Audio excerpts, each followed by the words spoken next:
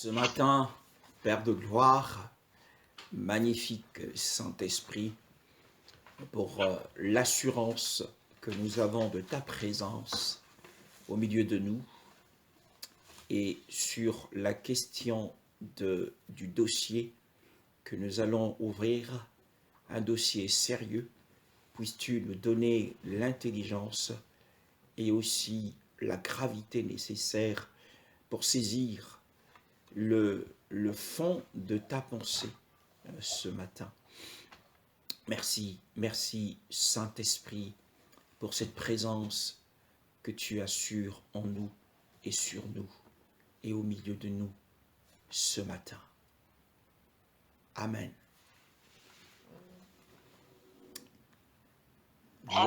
Gloire au Seigneur. Donc nous allons poursuivre notre enseignement ce matin. Nous allons poursuivre notre enseignement ce matin sur... nous sommes sur la question du royaume qui touche les églises. La question du royaume qui touche les églises. Nous sommes généralement, globalement, dans le royaume de Dieu. Nous sommes dans le royaume de Dieu actuellement, car le royaume de Dieu, nous dit la parole, c'est la justice, la paix et la vie par le Saint-Esprit. Et nous touchons la question du royaume à venir, le royaume à venir, puisque actuellement nous sommes dans l'âge de la grâce. L'âge de la grâce, ou l'âge de l'Église, a commencé avec la naissance du Mashiach. L'âge de la grâce a commencé avec la naissance du Mashiach. La Bible dit que la grâce et la vérité sont venues par Yehoshua. La loi est venue par Moïse, mais la grâce et la vérité sont venues par Yehoshua. Donc, Yehoshua a inauguré l'âge de la grâce, et l'âge de la grâce prendra fin lorsque le Seigneur réapparaîtra. Lors de son second retour, ça sera le terme de l'âge de la grâce. Et ensuite, nous entrerons dans l'âge du royaume. Et la Bible l'appelle l'âge à venir. Donc celle qui vient, celui qui vient, l'âge suivant. Donc Apocalypse chapitre 2, le verset 11. Donc nous ouvrons ce matin un dossier très important sur la discipline ou encore sur la punition dans l'âge à venir ou l'âge du royaume. Nous avons vu dans le livre, donc nous sommes dans Apocalypse 2, nous avons vu dans l'église d'Éphèse, ce que le Seigneur nous a dit, puisque le Seigneur dit à l'ange, à Jean, écrit à l'ange de l'église d'Éphèse. Et en fin de courrier, il est dit que celui qui a une oreille écoute ce que l'Esprit dit aux assemblées. Pourtant, c'est Yehoshua qui avait parlé, mais il nous est demandé de faire attention à ce que dit l'Esprit. Pourquoi ? Parce que ce que le Seigneur a dit, cela a été écrit, et les Écritures ne peuvent nous être révélées que par le Saint-Esprit. Amen. C'est pour cette raison qu'à la fin de chaque courrier, à la fin de chaque lettre, il est fait mention de faire attention à ce que l'Esprit dit, parce que c'est l'Esprit qui est derrière les Écritures. La lettre ne sert de rien, mais c'est l'Esprit qui vivifie. Alors, le verset 11, sœur divine, peut faire la lecture sur le verset 11 de Apocalypse chapitre 2. Alors, je lis au nom du Seigneur. Oui. que celui qui a des oreilles entende ce que l'Esprit dit aux églises. Celui qui vaincra n'aura pas à souffrir la seconde mort. Amen. La Bible Amen. dit, oui, je vais reprendre un petit peu le verset 10, et sois fidèle jusqu'à la mort et je te donnerai la couronne de vie, que celui qui a une oreille, bien sûr, entende ce que l'Esprit dit aux assemblées. Donc cette parole ne concerne pas seulement l'église de Smyrne, mais elle concerne toutes les assemblées, toutes les églises dans toutes les générations, à tous les âges. Ce que l'Esprit dit aux assemblées, celui qui remporte la victoire ici, le vainqueur dont il est question ici, qui aura effectivement une libre entrée dans le royaume millénaire, c'est celui qui aura effectivement été fidèle jusqu'à la mort étant la dernière épreuve, la mort étant la dernière tentation, notamment spécifiquement en ce qui concerne Smyrne, qui est une église sous la souffrance, sous la persécution, qui a subi des atroces persécutions pour Christ, pour le Mashiach, et celui qui n'allait pas le renier au moment de la mort imposée. Ce n'était pas une mort naturelle, mais une mort imposée, où la vie allait être arrêtée, ça allait s'arrêter tout en cours, en plein milieu, dans la force de l'âge. Et celui qui n'aura pas eu peur et qui aura été fidèle dans son amour pour le Christ, eh bien, celui-là remporte réellement la victoire du Seigneur. Et c'est le côté positif de la chose, il remportera la victoire et ici, il aura une couronne de vie, c'est-à-dire que la vie, il sera couronné dans la vie sera une couronne. Et cette vie, c'est la vie qui sera manifestée dans le royaume millénaire qui vient, qui est devant nous. Et la parole dit, il n'aura pas à souffrir de la seconde mort. C'est ce que nous allons voir ce matin, la seconde mort. La Bible nous parle, premièrement, pour comprendre ce que c'est que la seconde mort, il nous faut aller dans le livre des Hébreux au chapitre 9 et le verset 27. C'est un passage qui est souvent cité lors de nos échanges, lors de nos prédications, lors de nos évangélisations. C'est un passage qui est assez populaire. Hébreux chapitre 9, le verset 27. Sœur Carole. Il est réservé aux êtres humains de mourir une seule fois, après quoi vient le jugement. Amen. La Bible dit, et comme il est réservé aux humains de mourir une seule fois, mais après cela vient, un jugement. Dans ma version, comme il est dit. Il nous est réservé de mourir à cause de l'échec d'Adam. Adam ayant échoué et le péché étant entré dans le monde, la Bible dit que le salaire du péché est la mort. Donc, il nous est réservé à tous, sans exception, à moins de bénéficier de la bénédiction spéciale de l'avènement secret du Seigneur, de mourir une seule fois. La Bible dit en réalité que ce n'est pas le règlement définitif, ce n'est pas le règlement final. Il nous est demandé, il nous est dit que nous allons mourir un jour, mais ce n'est pas le règlement final, puisqu'il y a un mais. Il y a un mais qui introduit un procès. Mais après cela vient le jugement, le procès. Donc il est réservé aux hommes de mourir une seule fois.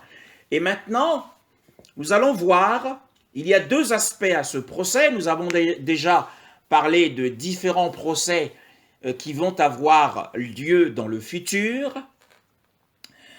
Nous avons parlé du procès des croyants, selon 2 Corinthiens chapitre 5, le verset 10, Et Romains au chapitre 14 et le verset 10 également, qui nous parle du procès, mais 1 Corinthiens chapitre 3, à partir du verset 9 jusqu'au verset 15, nous parle également du procès.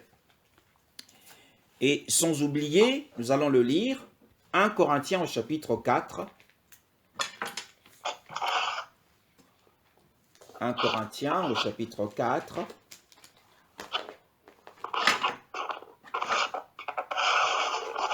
à partir du verset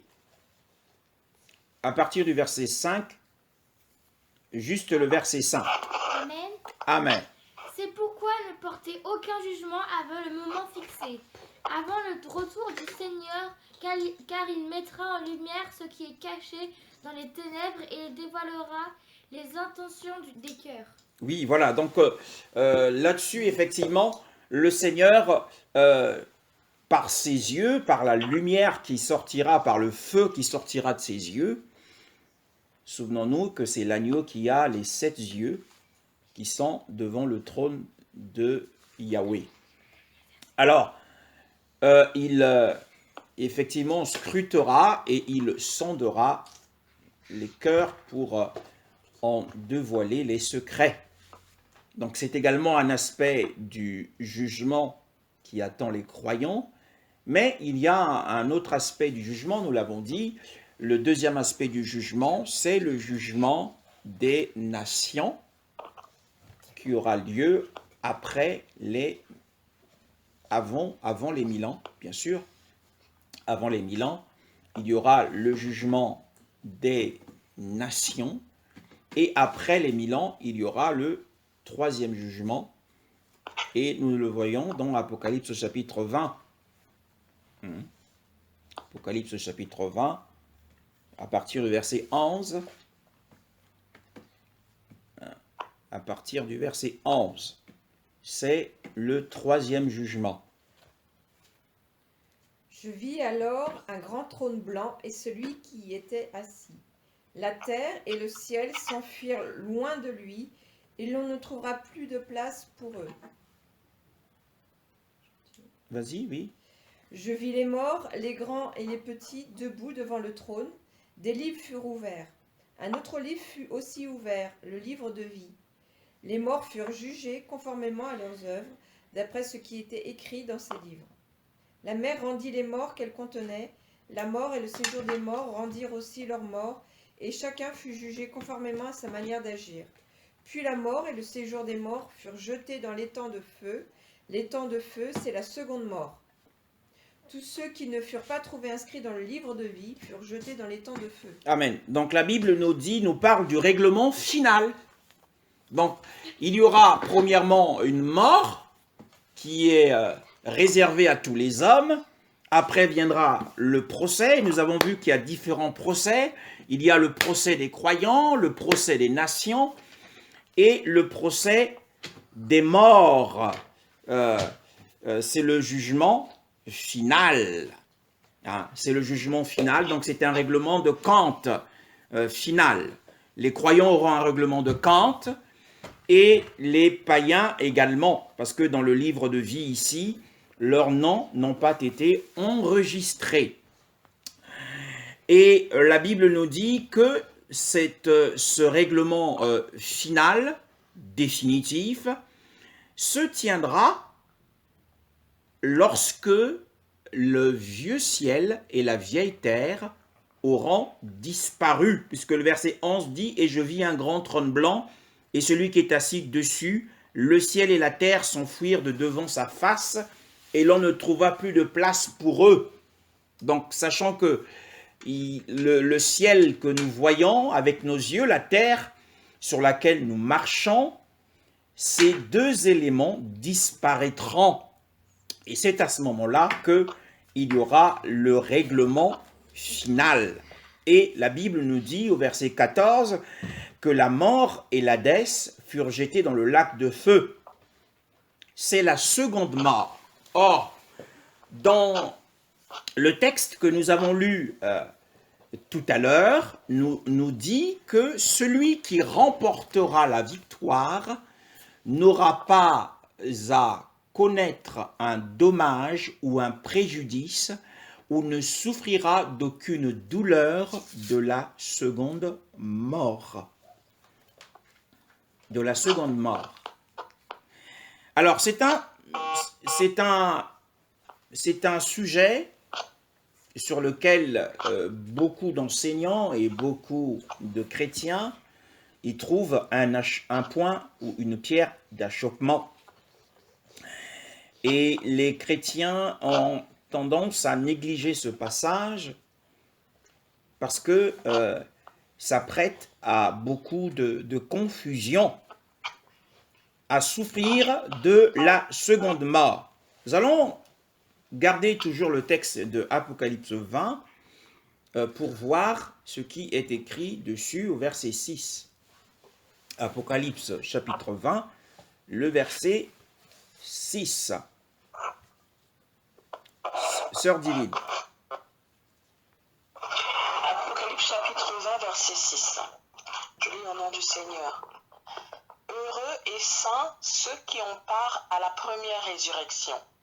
La seconde mort n'a point de pouvoir sur eux, mais ils seront sacrificateurs de Dieu et de Christ, et ils régneront avec lui pendant 1000 ans. Voilà, donc c'est le royaume dont nous parlons, c'est le royaume de 1000 ans, au retour du Mashiach, après qu'il ait remporté la victoire au cours de la guerre d'Armageddon, et qu'il ait jugé les nations qui seront sur terre. Certains seront transférés dans le royaume millénaire et d'autres seront jetés dans le feu éternel.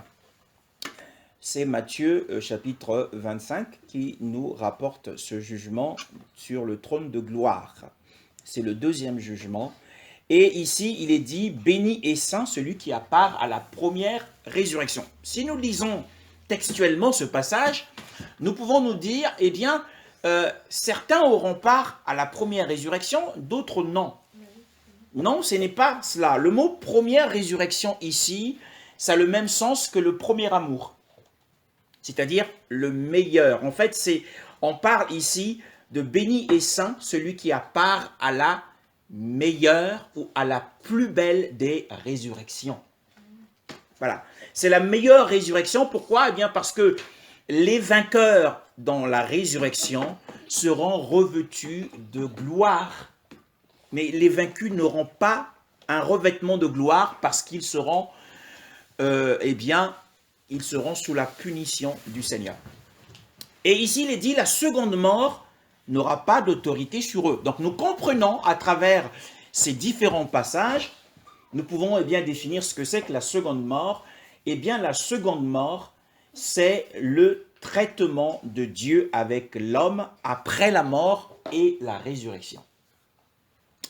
C'est le traitement, c'est Dieu va traiter avec l'homme, qu'il soit chrétien ou qu'il soit païen, après sa mort, pas seulement après sa mort, mais aussi après sa résurrection. Après la mort pour les incroyants, ceux qui n'ont pas cru au Seigneur, déjà ils seront dans un lieu de tourment, dans l'attente du jugement final, mais pas les croyants, parce qu'il est dit d'ailleurs aux brigands qui étaient sur la croix, Luc 23, le verset 47, si ma mémoire est bonne sur le verset, il est dit « Aujourd'hui tu seras avec moi au paradis », dit-il aux brigands qui avaient cru en lui lorsqu'il était crucifié. Alors, nous allons comprendre ce qui va donc se produire à ce moment-là, lors de la résurrection. Mais pour cela, nous allons dans Matthieu au chapitre 7. Matthieu chapitre 7.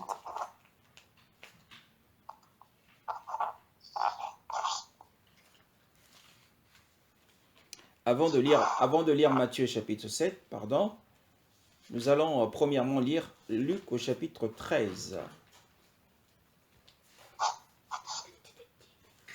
Luc chapitre 13.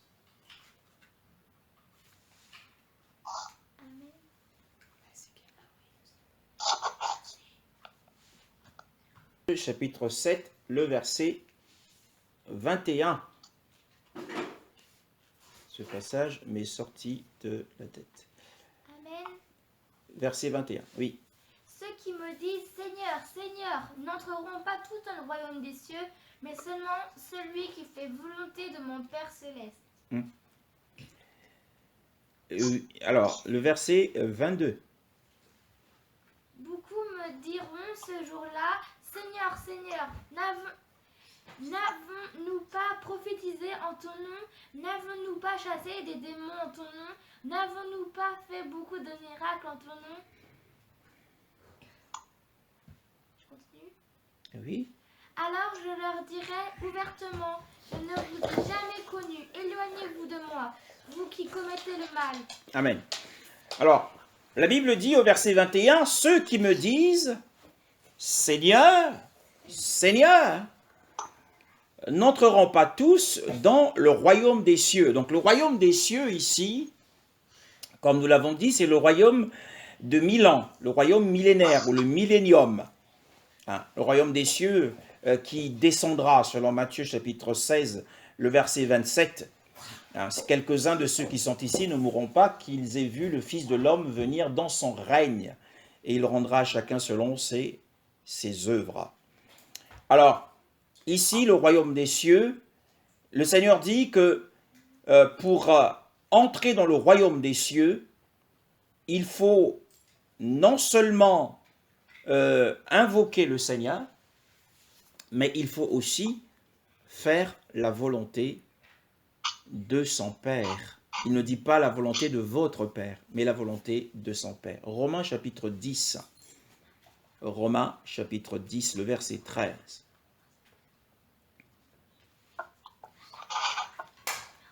Romains chapitre 10, le verset 13. Sœur divine. Romains chapitre 10, verset 13.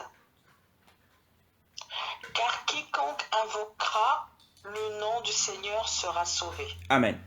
Quiconque invoquera le nom du Seigneur sera sauvé, nous dit la parole. Donc, Yehoshua, revenons dans Matthieu chapitre 7, Yehoshua nous dit, Matthieu chapitre 7, le verset 21, tous ceux, en ce jour-là, là c'est une prophétie de ce qui va se produire au siège du jugement des croyants. Ceux qui me disent « Seigneur, Seigneur », nous avons lu tout à l'heure, la sœur a lu, que tous ceux qui invoquent le nom du Seigneur, quiconque invoquera le nom du Seigneur sera sauvé. Donc en réalité, au verset 21, le Seigneur est en train de dire « Ceux qui me disent « Seigneur, Seigneur », c'est-à-dire les sauvés, ceux qui ont reçu la vie, parce que personne ne peut dire que Yeshua est Seigneur si ce n'est pas l'Esprit de Dieu. Seigneur, Seigneur, n'entreront pas tous dans le royaume des cieux. Donc Yeshua est en train de dire que la majorité des croyants chrétiens n'entrera pas dans le royaume millénaire des 1000 ans. C'est-à-dire que ce n'est pas tous les sauvés, tous les chrétiens qui ont reçu la vie éternelle, puisque nous l'avons déjà lu, que je donne la vie à mes brebis et elles ne périront jamais. Ce ne sont pas toutes les brebis qui rentreront dans le royaume des cieux qui est le royaume millénaire. Oui, parce que ça nous pose un petit problème. Ça nous pose un petit problème. Mais celui seul qui fait la volonté de mon Père qui est dans les cieux. Ici, il est parlé de ne pas pouvoir entrer dans le royaume des cieux, bien qu'on soit sauvé. Ce n'est pas le seul critère qui nous introduira, qui nous qualifiera pour entrer dans le royaume des cieux. Donc beaucoup aiment s'attarder sur le salut et ne penser qu'il n'y a rien d'autre après le salut. Mais ici, la parole nous dit que ce n'est pas tous ceux qui sont sauvés, qui ont reçu Yeshua, qui vont entrer dans le royaume. Mais pourtant, lorsque nous lisons dans Jean, au chapitre 3, Jean chapitre 3, le verset 5. Jean chapitre 3, le verset 5. Nous avons une parole cruciale du même Yeshua. Jean 3, verset 5. Oui. Jésus répondit, en vérité, je te le dis, si un homme ne naît d'eau et d'esprit, il ne peut entrer dans le royaume de Dieu. Amen. Donc nous voyons que pour entrer dans le royaume de Dieu, il faut passer par la naissance de la vie divine. La naissance d'en haut. C'est nous introduit dans le royaume de Dieu. Nous avons dit que le royaume de Dieu, c'est le royaume global qui englobe le règne de Dieu de la Genèse à l'Apocalypse. Mais le royaume des cieux, c'est le royaume qui vient et qui va venir sur terre où Yahushua régnera en tant que roi des rois et le Seigneur des seigneurs. Donc, par la naissance divine, nous sommes enfants du royaume de Dieu. Mais Yahushua, revenant dans Matthieu 7, verset 21, Yahushua nous dit que cela n'est pas suffisant, cette fois-ci, pour être qualifié à prendre part au royaume des cieux. Il faut ajouter à cela la volonté de mon Père. Il ne dit pas la volonté de votre Père, mais la volonté de mon Père. N'est-ce pas? La volonté de mon Père. Et pour bien comprendre cela, nous allons dans Matthieu chapitre 12. Matthieu chapitre 12, il y a eu un incident au cours d'une des prédications du Seigneur, et séance tenante, quelqu'un l'a interrompu pour lui annoncer que ses frères et sa mère étaient présents, et qu'il fallait qu'il arrête de prêcher et qu'il aille accueillir et écouter ses parents. Le verset, à partir du verset 46, Sœur Divine.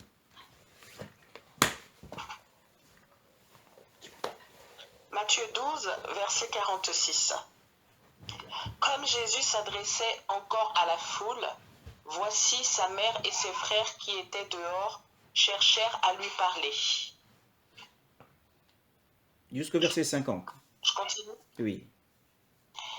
Quelqu'un lui dit, voici ta mère et tes frères sont dehors et ils cherchent à te parler. Mais Jésus répondit à celui qui le lui disait, qui est ma mère et qui sont mes frères? Puis, étendant la main sur ses disciples, il dit, voici ma mère et mes frères. Car quiconque fait la volonté de mon Père, qui est dans les cieux, celui-là est mon frère, et ma sœur, et ma mère. Amen. Amen. Donc, Yahushua, lorsqu'on prend ce passage et qu'on l'ajoute au passage que nous sommes en train de lire de Matthieu 7, 21, Yahushua parle de son Père, et là, il parle en tant que fils de l'homme et fils de Dieu. Il est simplement en train de nous dire que si nous voulons le suivre dans la même voie que lui, si nous voulons marcher comme lui, il a marché, puisque Yahushua, tout au long de sa vie, n'a pas accompli sa propre volonté, mais la volonté de celui qui l'avait envoyé, c'est-à-dire son Père, eh bien, à ce moment-là, si nous accomplissons la volonté du Père, à ce moment-là, eh bien, nous entrerons, en plus du salut que nous avons, eh bien, nous entrerons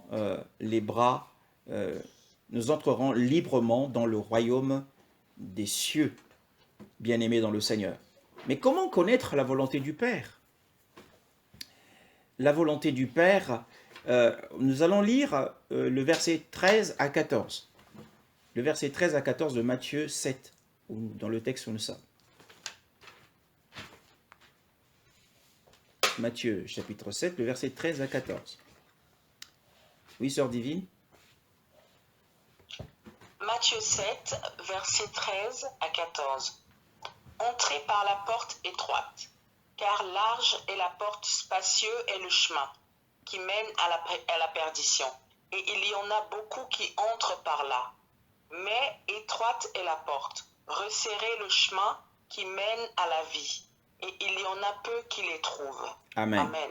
Amen.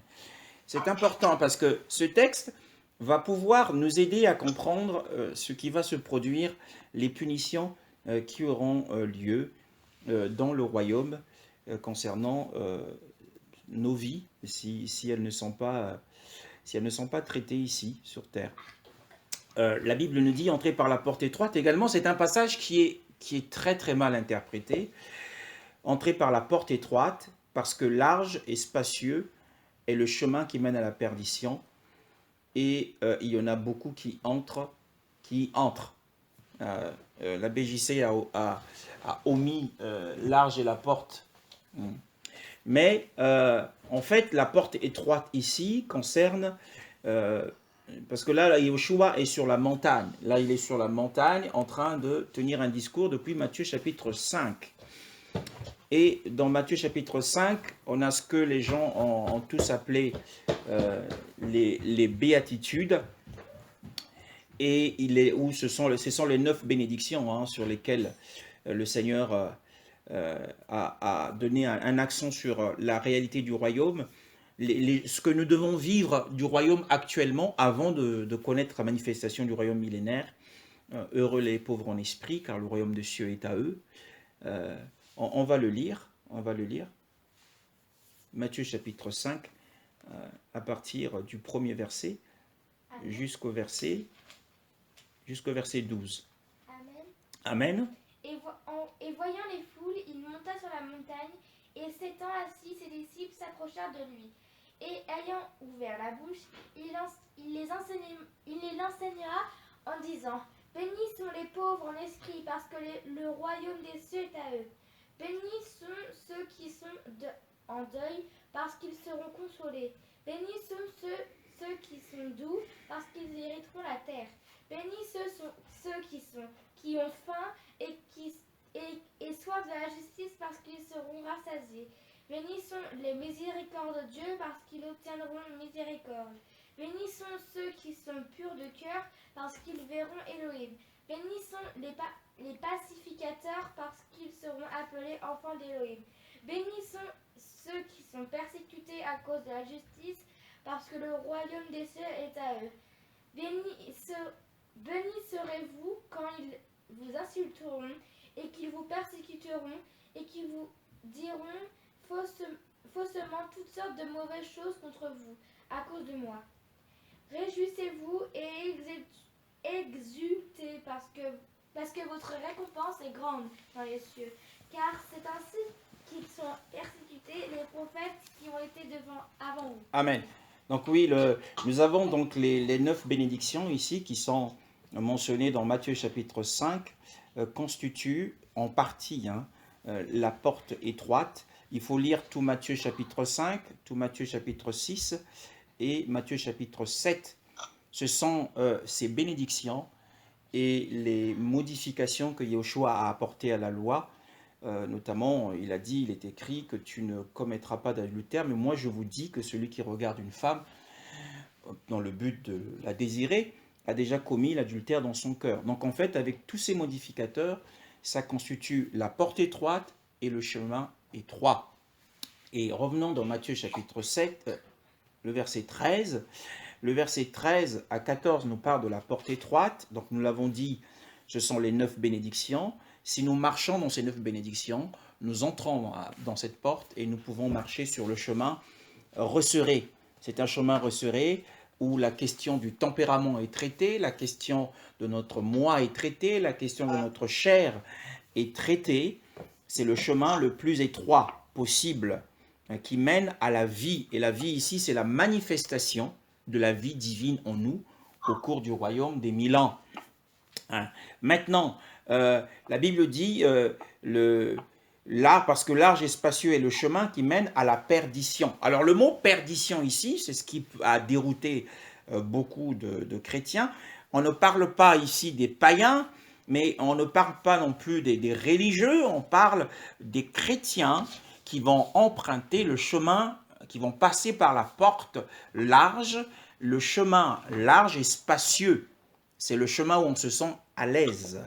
C'est le chemin où la chair s'exprime, c'est le chemin où le moi s'exprime, c'est le chemin où l'on vit comme on l'entend, où le comportement est pas soumis et n'est pas crucifié par l'œuvre par l'application de l'œuvre de la croix, par le Saint-Esprit en nous. La perdition ici, on est en grec, le mot perdition ici en grec signifie la destruction d'un navire.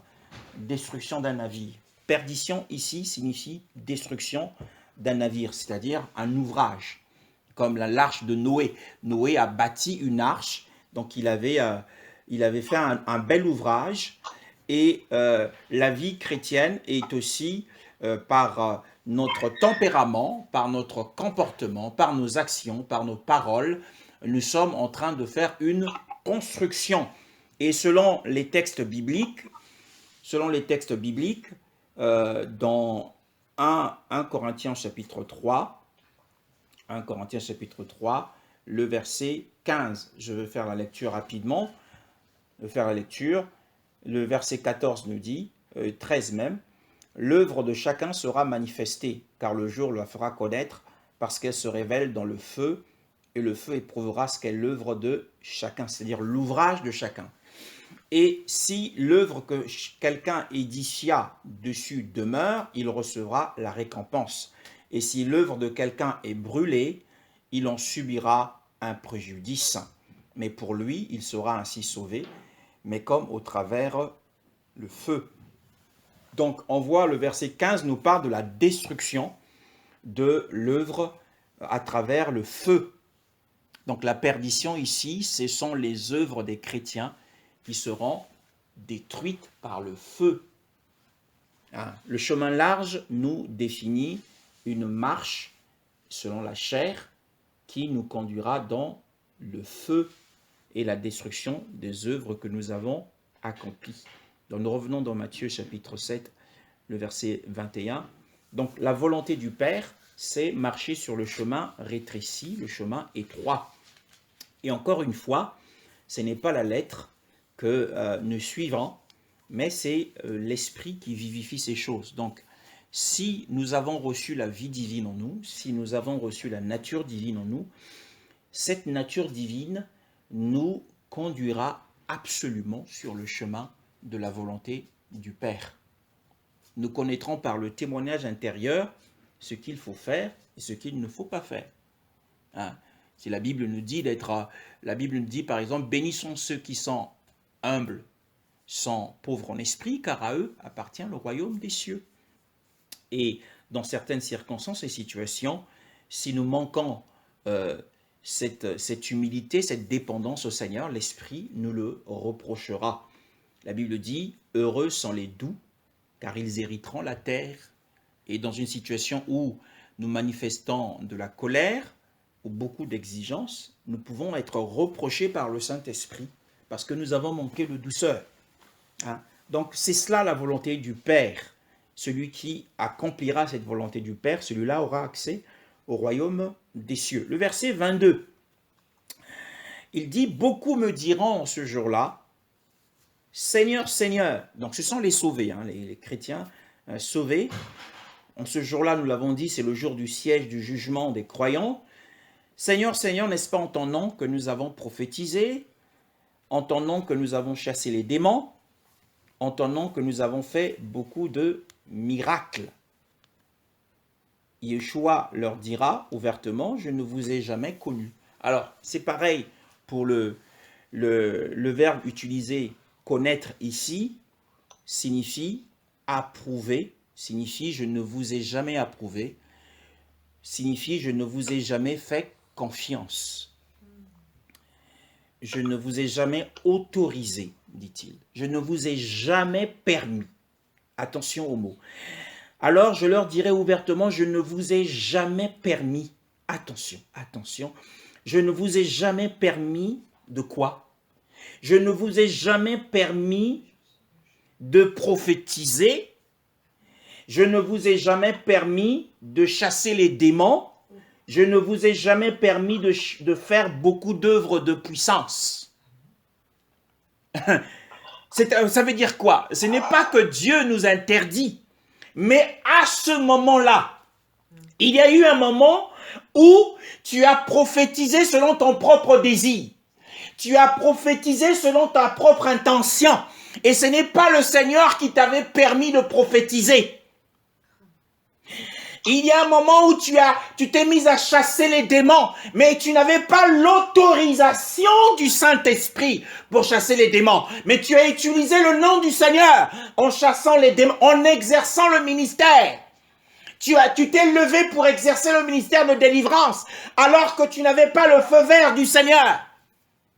C'est pourquoi il dit, je ne vous ai jamais autorisé, je ne vous ai jamais permis de le faire.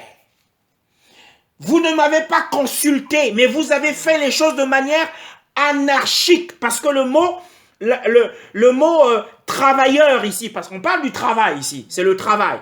C'est l'œuvre de Dieu. Dans d'autres versets, il parle de l'iniquité. L'iniquité, c'est l'anarchie. C'est-à-dire que ne pas tenir compte de l'autorité qui est au-dessus de nous. Quand on parle de l'anarchie dans un pays, c'est que il y a une insurrection d'hommes et de femmes qui ne tiennent plus compte de l'autorité de l'État. Oui. Donc, ces travailleurs, ces ouvriers du Seigneur n'ont plus tenu compte de l'autorité du Saint-Esprit, mais ils ont pris des initiatives par eux-mêmes. Attention. Attention, ne prophétise pas par ton propre chef. Ne prophétise pas des choses, parce que dans beaucoup d'églises, il y a beaucoup de prophéties sur le bien-être des chrétiens. Ils prophétisent à tout va. À tout va. C'est des prophéties à volonté. Et le ministère de délivrance. Donc, en fait, le Seigneur dit à chaque fois qu'un chrétien entreprend une chose sans avoir la permission du Seigneur, celui-là sera exclu du royaume des cieux. Yahushua dit, je ne vous ai pas approuvé. En fait, ce que tu as fait, je n'avais pas approuvé cela. Et il dit, retire-toi de moi. Donc, tu n'auras pas accès au royaume des cieux. Tu n'auras pas accès au royaume des cieux. C'est pourquoi il est dit au verset 13, parce que large et spacieux est le chemin qui mène à la perdition. Mais la porte est étroite, le chemin est rétréci, c'est-à-dire que c'est un chemin limité. C'est comme un coureur. Lorsqu'ils sont sur une piste de course, chacun